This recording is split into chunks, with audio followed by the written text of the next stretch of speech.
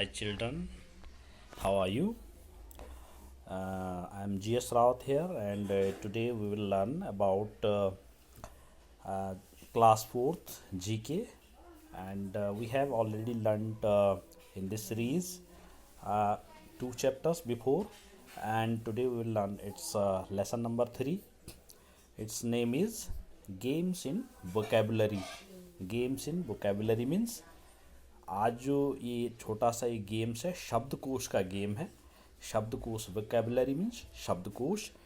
शब्दकोश का game means आपकी वोकेबलरी, आपकी वर्ड पे कितनी, हाउ मच स्ट्रॉन्ग इज, कितना आपकी पकड़ है उस पे, वर्ड्स पे, वो आज आपने यहाँ पे देखनी है, चेक करनी है.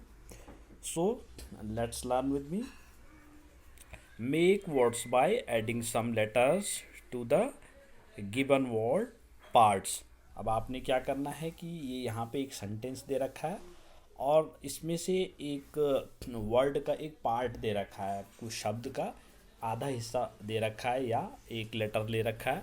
उसको आपने गेस करके उसके आगे के जो अन्य लेटर्स हैं वो आपने लिखने हैं.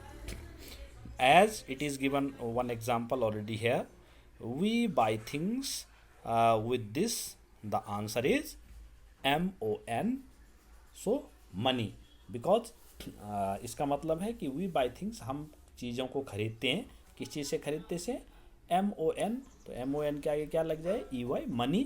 सो money, we are buying things by the money. So in the same way you will be choosing the words from help box also given here. So first is the male of a cow. So in front of this line is B. So मतलब गाय जो होती है, जो mail होता है, जो पुरुष गाय होती है, उसको क्या बोलते हैं? उसको बुल, बैल. तो उसको मेल काव भी कहा जाता है, मेल काव भी कहा जाता है बुल को, बैल को. सो BULL. So you will be adding है ULL. In the same way next is a naughty animal और ऑन ट्रीज. तो वो जो पेड़ों पे जो शरारत करते हैं जानवर, that is called MONKEY, monkey. Third is monkey means बंदर. Third is people eat these sea animals. मतलब जो लोग हैं ये समुद्री जानवर, सी एनिमल मीन्स समुद्री ये जानवर को खा जाते हैं. PRA and we will add WN, prawn. Prawn means झींगा. झींगा is a sea animals, people usually eats it. So fourth one, a shelter for ship.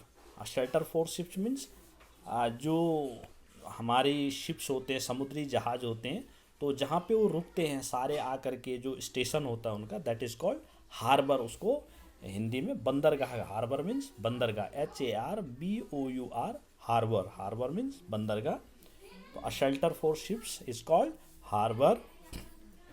Fifth is a hermit और a Sadhu.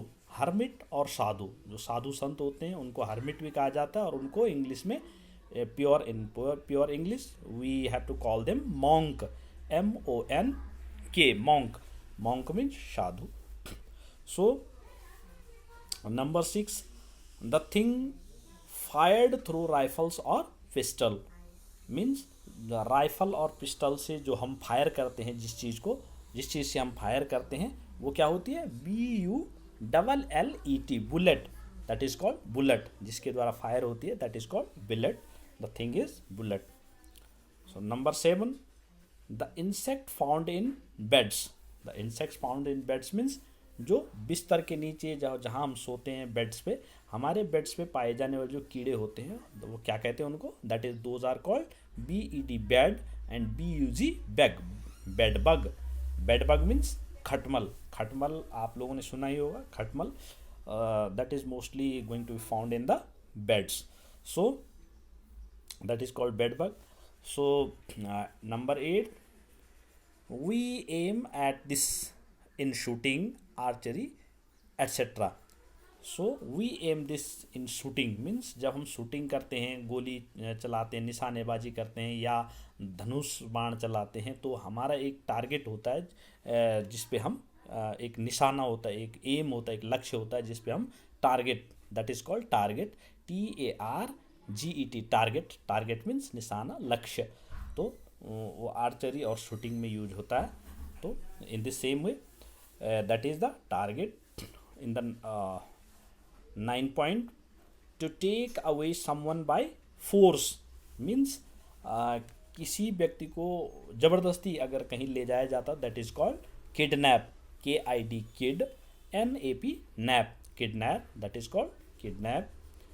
And number 10, the other word for cost, other word for cost means कीमत, मूल्य। कीमत और मूल्य के लिए दूसरा word क्या होता है? अदर वर्ड मैंने दूसरा word price, PRICE, price. Price means भी मूल्य और कीमत। सो in this way we have finished the chapter number 3rd, and there is given also a help box here.